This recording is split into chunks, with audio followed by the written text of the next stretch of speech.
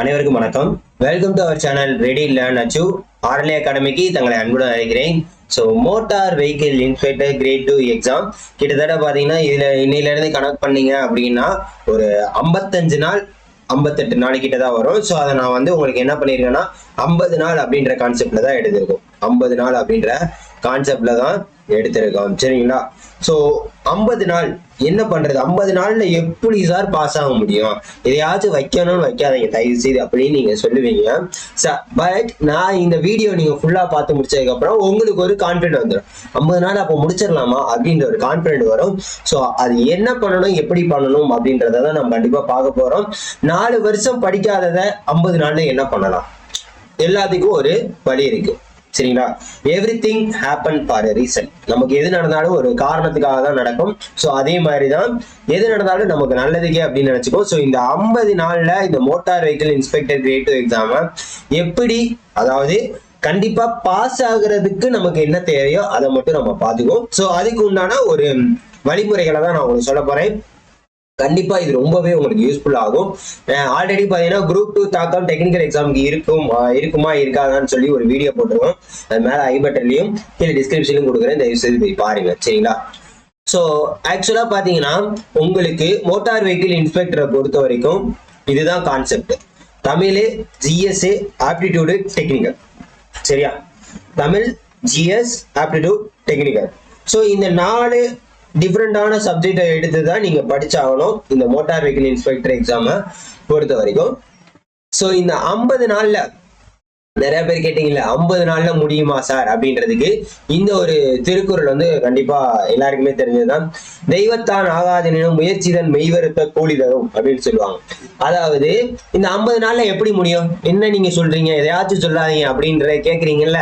So அவங்களுக்கு தான், அதாவது தெய்வமே என்ன சொல்லுவாங்க, தெய்வமே வந்து நம்மளால முடியாது அப்படின்னு சொன்னாலும் நம்மளோட முயற்சியை போட்டோம்னா அந்த தெய்வம் சொல்றதையே தாண்டி நம்மளால ஜெயிக்க முடியும் அப்படின்றதான் இந்த திருக்குறளோட ஒரு மீனிங்.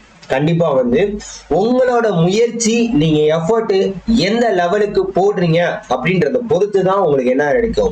உங்களுக்கு உண்டான ஒரு உழைப்புக்கேற்ற ஊதியம் சொல்லுவாங்கல்ல, நீங்க எவ்வளவு தூரம் உழைக்கிறீங்களோ அதுக்கேற்ற ஊதியம் தான் கிடைக்கும்.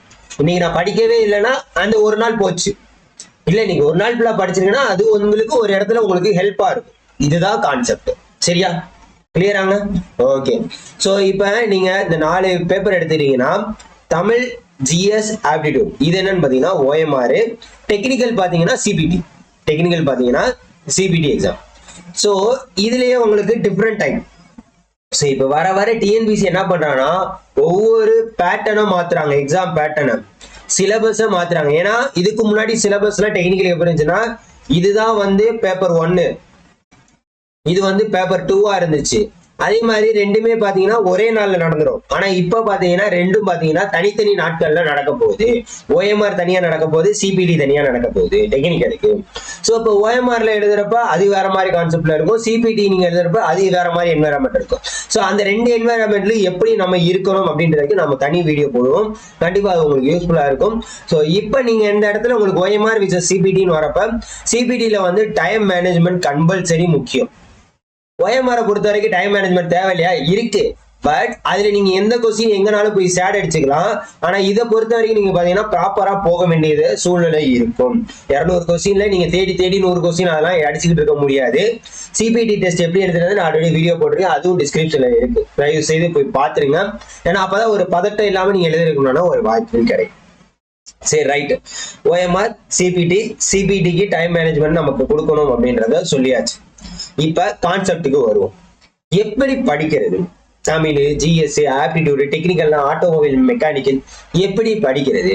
சோ இந்த இடத்துலதான் பாத்தீங்கன்னா நம்மளோட அன்னப்பறவை கான்செப்ட். அன்னப்பறவை கான்செப்ட் எல்லாருக்கும் தெரியும் அப்படின்னு நினைக்கிறேன். அன்னப்பறவை அதாவது என்னன்னு பாத்தீங்கன்னா நம்ம எல்லாரும் சொல்லி கேள்விப்பட்டிருப்போம்ல சின்ன வயசுல, அன்னப்பறவை வந்து பாலையும் தண்ணியையும் ஊத்தி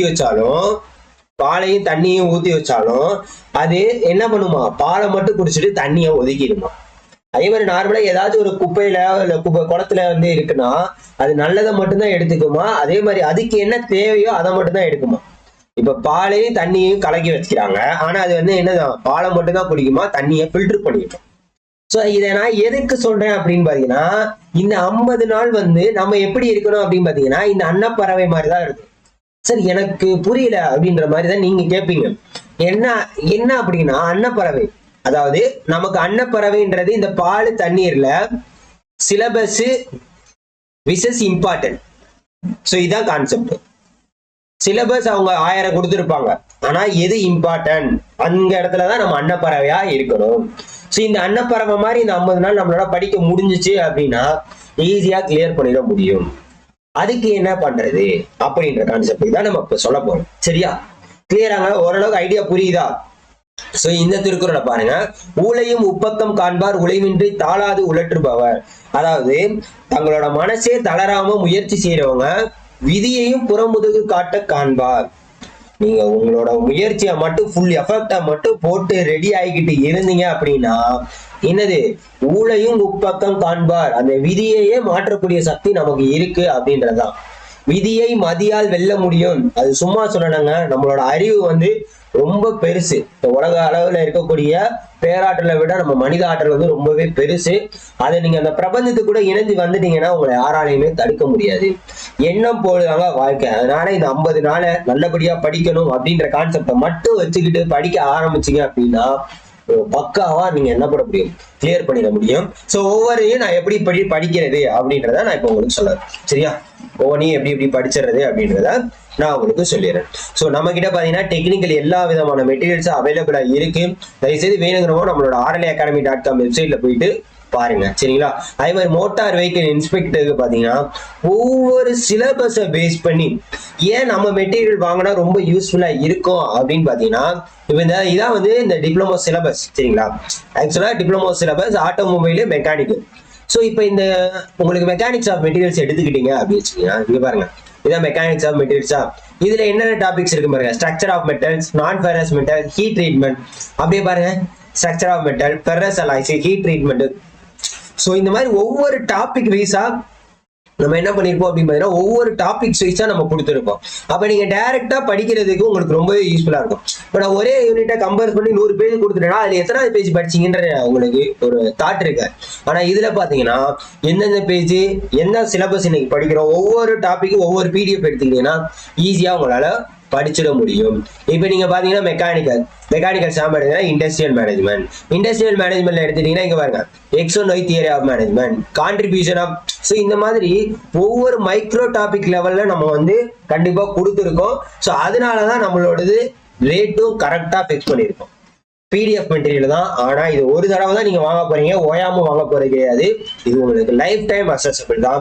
ஸோ தயவு செய்து என்ன பண்ணுங்க, யோசிக்காம வாங்கி படிங்க. இதனால என்ன யூஸ் அப்படின்னு பாத்தீங்கன்னா, நம்ம ப்ரீவியஸ் இயர் கொஸ்டின் டிஸ்கஷன் போட்டிருக்கோம், கிளாஸ் டிஸ்கஷன் போட்டிருக்கோம். எல்லாத்துக்குமே நம்ம ஆன்சர் பண்றப்ப இந்த மெட்டீரியல் வச்சுதான் நம்ம ஆன்சர் பண்ணிக்கிட்டு இருக்கோம். அப்படி இருக்கிறப்ப இதை நீங்க வாங்கி படிக்கல அப்படின்னா இதுக்கு மேல நம்ம இந்த வழியில போங்கன்னு தான் சொல்ல முடியும். ஸோ போறதும் போகாதும் உங்களோட ஒரு இதுதான். சரியா? ஓகே, சரி, ரைட். இப்ப தமிழ் ஒவ்வொரு பாட்டா பார்ப்போம். சரிங்களா? ஆல்ரெடி எப்படி படிக்கிறது எல்லாமே நேரத்தை உங்களை இந்த டைமை பொறுத்த வரைக்கும் உங்களோட டைம் தான். அதனால வந்து நான் அதை சொல்ல போறதுல எப்படி படிக்கணும், என்னென்ன படிக்கணும் அப்படின்றத மட்டும்தான் நான் உங்களுக்கு சொல்ல போறேன். எப்படி படிக்கணும், என்னென்ன படிக்கணும்னு மட்டும்தான் நான் உங்களுக்கு சொல்ல போறேன். அதனால என்ன பண்ணிக்கோங்க, தயவு செய்து யூஸ் பண்ணிக்கோங்க. சரிங்களா? தயவு செய்து யூஸ் பண்ணிக்கோங்க. Okay, right. ஸோ தமிழை பொறுத்த வரைக்கும் பாத்தீங்கன்னா ஒரு 37 டாபிக் இருக்கும். நம்ம சிலபஸ்ல பாத்தீங்கன்னா 37 டாபிக் இருக்கு. சார் அந்த 37 டாபிக்கும் நான் படிக்கணுமா அப்படிங்கிறது கிடையாது. ஸோ தமிழை பொறுத்த வரைக்கும் பாத்தீங்கன்னா 150க்கு 60 மார்க் எடுக்கணும். 100க்கு 40 கொஸ்டின், அதாவது 40 கொஸ்டின் கரெக்டா நீங்க போட்டா போதும். 40 கொஸ்டின் கரெக்டா போட்டா தமிழ்ல நீங்க பாஸ். நீங்க 100க்கு 100 எடுத்தாலும் தமிழ்ல பாஸ் மார்க் மட்டும்தான். அதை வந்து ஸ்கோர் மார்க்கா கணக்கிட பண்ண மாட்டாங்க. சரியா? ஒன்லி பாஸ் மார்க், எலிஜிபிலிட்டிக்கு மட்டும்தான். சரி, இப்ப நான் இதை எங்க படிக்கிறது? இப்ப இந்த குரூப் 2 எக்ஸாம்லயே நடந்ததை பாத்தீங்கன்னா உங்களுக்கு மேக்சிமம் நீங்க என்னென்னலாம் எதிர்பார்த்தீங்களோ அது ஃபுல்லா அப்படியே ட்விஸ்ட் அடிச்சிட்டாங்க. ஸோ இந்த இடத்துல எக்ஸ்பெக்ட் த அன்எக்ஸ்பெக்டட் தான். ஸோ உங்களுக்கு கொஸ்டின் வந்து எப்படி எக்ஸ்பெக்ட் த அன்எக்ஸ்பெக்டட்னா எப்படி வேணாலும் கேட்கலாம். ஸோ ஆனா தமிழ் டெக்னிக்கலை பொறுத்த வரைக்கும் பாத்தீங்கன்னா நம்ம தமிழ் மெட்டீரியல பாத்தீங்கன்னா ஒரு 25 டாபிக், 37 டாபிக் கொடுக்கல, ஒரு 25 டாபிக். இங்க பாருங்க, ஒரு 25 டாபிக்கை நம்ம பேஸ் பண்ணி என்ன பண்ணிருக்கோம், மெட்டீரியல் கொடுத்துரும்.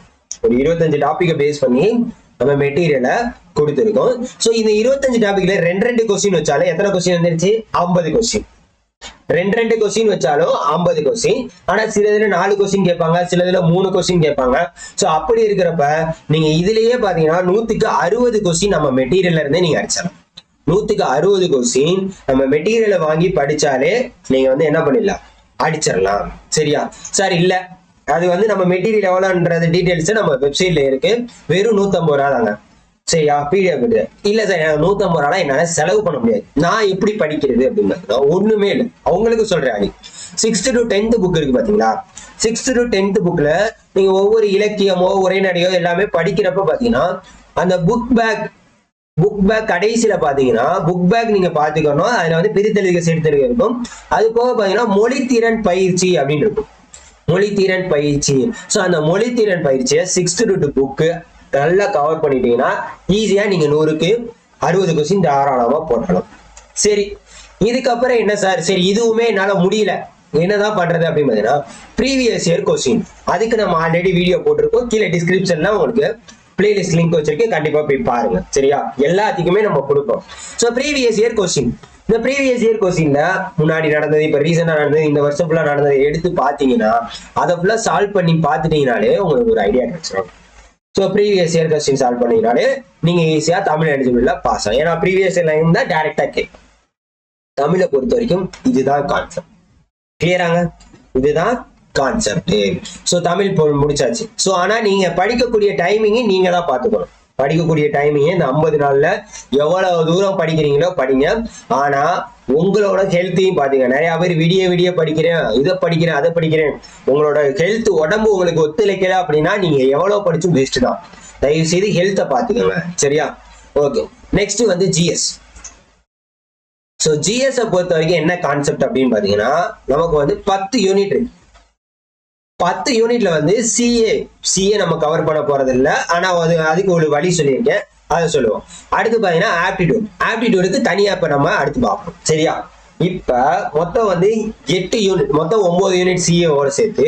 சிஏவுக்கு என்ன பண்ணணும்னா 1 இயர் கரண்ட் அஃபேர்ஸ் எல்லாம் படிச்சுட்டீங்க அப்படின்னா இந்த 1 இயர் கரண்ட் அஃபேர்ஸை ஃபாலோ பண்ணும். இல்ல நான் எதுவுமே படிக்கல, இப்பதான் படிக்கவே போறேன் அப்படின்னா நம்ம 6th to 10th புக் இருக்கு பாத்தீங்களா? 6th to 10th புக்ல சிலபஸை வச்சு நீங்க என்ன பண்ணணும், படிக்கணும். ஸோ சிலபஸை வச்சு என்ன சார் படிக்கிறது?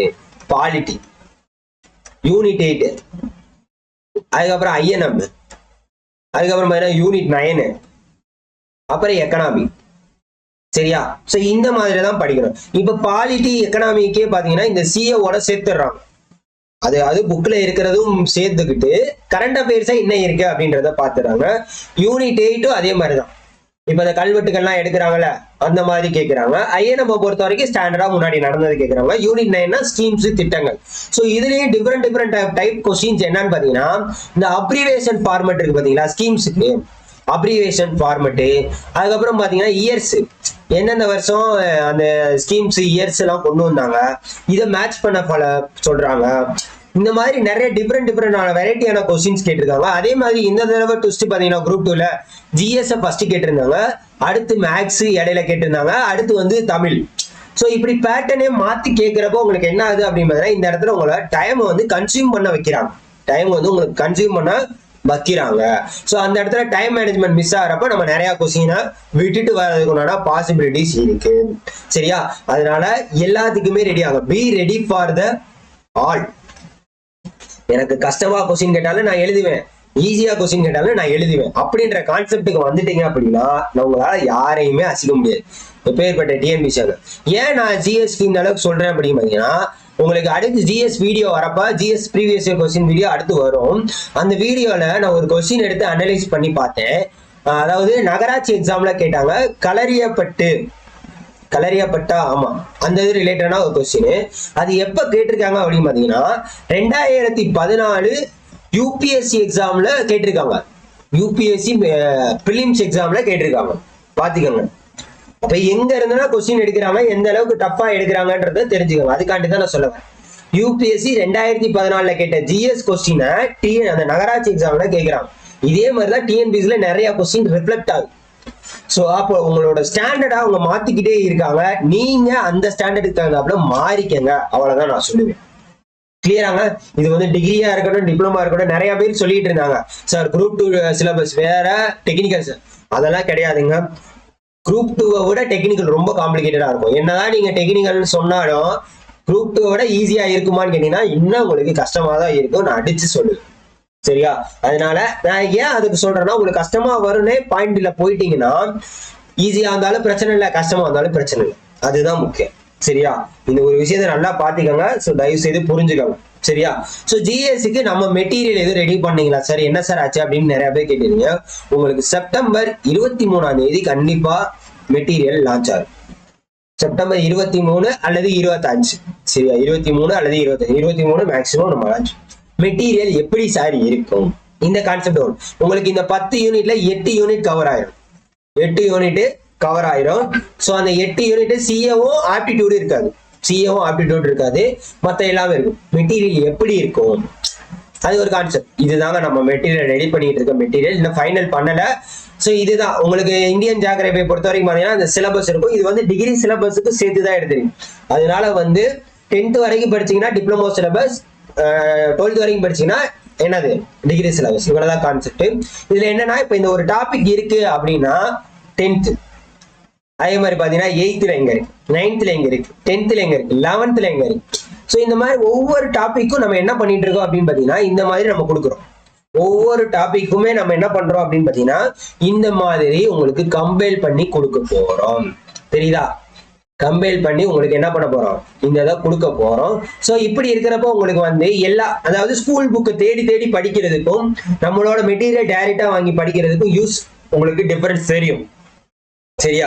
இல்ல சார் என்கிட்ட புக்கெல்லாம் இருக்கு, நான் ஆல்ரெடி படிச்சிருக்கேன் அப்படின்னா தாராளமா நீங்க இருக்கிறத படிங்க, இல்லாதவங்க இதை வாங்கி யூஸ் பண்ணுங்க. பாருங்க, ஸோ இப்படிதான் இருக்கும். அதுல உங்களுக்கு இம்பார்ட்டன்ட் ஆனதெல்லாம் ஹைலைட் பண்ணியிருப்போம். அதே மாதிரி பாத்தீங்கன்னா பாக்ஸ் டாபிக்னா இந்த மாதிரி கலர்ல உங்களுக்கு ஹைலைட் பண்ணி காட்டியிருப்போம் பாக்ஸ் டாபிக்க. ஸோ இந்த மாதிரி உங்களுக்கு இதெல்லாம் சீக்கிரம் தெரியணும் அப்படின்னு பாருங்க, இதெல்லாம் பாக்ஸ் டாபிக். ஸோ இந்த மாதிரி புக்ல முக்கியமானதை மட்டும்தான் கொடுத்துருப்பேன் தவிர எல்லாத்தையும் எடுத்து வைக்கல. இதை நல்லா பாத்துக்க.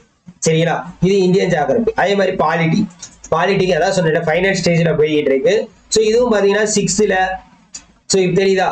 இது பாக்ஸ் டாபிக் இம்பார்ட்டன்டான கொடுத்துருக்கோம். அதுக்கப்புறம் பாத்தீங்கன்னா 6th, அதுக்கப்புறம் பாத்தீங்கன்னா புக் பேக்லயும் உங்களுக்கு ஆன்சர் ஹைலைட் பண்ணியிருப்போம். அதுக்கப்புறம் 6th. ஸோ இந்த மாதிரி தனித்தனியா உங்களுக்கு பிரிச்சு கம்பைலேஷனா உங்களுக்கு நம்ம என்ன பண்ணியிருப்போம் கொடுத்துருப்போம். சரிங்களா? இது உங்களுக்கு ஒரு டெமோ தான். ஜிஎஸ் மெட்டீரியல் லான்ச் பண்றப்ப ஃபுல்லா உங்களுக்கு டெமோ காட்டும். ஒரு யூனிட்டுக்கு 50 ரூபான்னு தாங்க பிக்ஸ் பண்ணியிருக்கோம். ஒரு யூனிட்டுக்கு 50 ரூபான்னு தான் பிக்ஸ் பண்ணியிருக்கோம். ஸோ அந்த 50 ரூபான்னு இருக்கிறப்ப உங்களுக்கு என்னது, ஒரு யூனிட் 50 ரூபானா டோட்டலா 400 ரூபா வரும். அவ்வளவுதான், சிம்பிள். ஸோ இது வந்து இவ்வளவு கம்மியா யாரும் கொடுப்பாங்களா அப்படின்றது தெரியல, நம்ம அவ்வளவுதான் போட்டுக்கோம். நம்ம எல்லா மெட்டீரியலுமே ஒவ்வொரு யூனிட் வைஸ் ஸ்பிளிட் பண்ணி இவ்வளவுதான் அமௌண்ட் அப்படின்றத பிக்ஸ் பண்ணியிருப்போம். சரி, நெக்ஸ்ட் சார் ஆப்டிடியூட் என்னன்னே எனக்கு தெரியல சார். உங்களுக்கு நாளைக்கு இல்ல நாளை கழிச்சு ஒரு வீடியோ வரும், கண்டிப்பா அந்த வீடியோல பாருங்க. ப்ரீவியஸ் இயர் கொஸ்டின்ஸை சால்வ் பண்ணுவோம். அதுல வந்து டெய்லிக்கும் 25 கொஸ்டின், ஒவ்வொரு வீடியோ வரப்போ 25 கொஸ்டின் 25 சம்ஸையுமே சால்வ் பண்ணி காட்டியிருப்போம். முடிஞ்சா ஷார்ட்கட்டும் சொல்லியிருப்போம். அதுக்கப்புறம் பாத்தீங்கன்னா ஃபார்முலாஸ் பேஸ் பண்ணி ஃபார்முலாவும் சொல்லியிருப்போம். ஸோ இதுக்கு நீங்க தனி நோட்டு போட்டு வச்சுக்கிட்டாலும் ஓகே தான். நான் என்ன எக்ஸாம் கொஸ்டின் எல்லாமே சொல்லிடுவேன், நீங்க தனியா நோட்டு போட்டு அந்த எக்ஸாம் பேப்பர் எந்த வருஷம் கேட்டது எல்லாத்தையுமே நீங்க நோட் பண்ணி வச்சுக்கலாம். சரிங்களா?